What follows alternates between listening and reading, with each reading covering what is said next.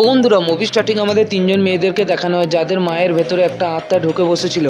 এরপর সে আত্মাটা তাদের মাকে দিয়ে উল্টো পাল্টা কাজ করাচ্ছিল। প্রথমে সে আত্মাটা উল্টো হয়ে দেয়ালে উঠে পড়ে।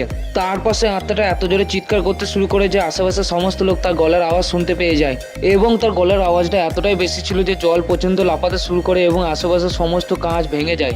কিন্তু হঠাৎই সে আত্মাটা তার চিৎকার বন্ধ করে দেয় এবং এক পলকে বাথটবের জলের মধ্যে পড়ে যায়। কিন্তু এরপর যখন সে আত্মাটা বাথটব থেকে বেরিয়ে আসে তখন তার হাবভাব একেবারে পাল্টে গিয়েছিল। সে তার নিজেরই বাচ্চাদেরকে চিনতে পারছিল না এবং তাদেরকে দেখে অদ্ভুত ভয়ঙ্কর একটা হাসি দিচ্ছিল। তারপর সে আত্মাটা ভয়ঙ্কর ভাবে সে বাথটব থেকে বেরিয়ে আসে এবং সঙ্গে করে একটা কাঁচের টুকরো নিয়ে আসে তার হাতে করে। এরপর মেয়েটার মাটা সে আত্মাটার বসে এসে সেই মেয়েটার উপরে কাঁচের টুকরো দিয়ে হামলা করে দেয় এবং তার হাতের ভেতরে সে কাঁচের টুকরোটা ভরে দেয়। কিন্তু ঠিক তখনই তার মেজো মেয়েটা তাকে পেছন দিক থেকে ডাক দেয়, যাকে সে সব থেকে বেশি ভালোবাসতো। আর মেয়েটা যখন তার মায়ের সাথে কথা বলছিল তখনই সে আত্মাটা তার উপরে ঝাঁপিয়ে পড়ে তাকে মারার জন্য, আর একটা ধারালো যন্ত্র দিয়ে তার গালটাকে কাটতে শুরু করে দেয়।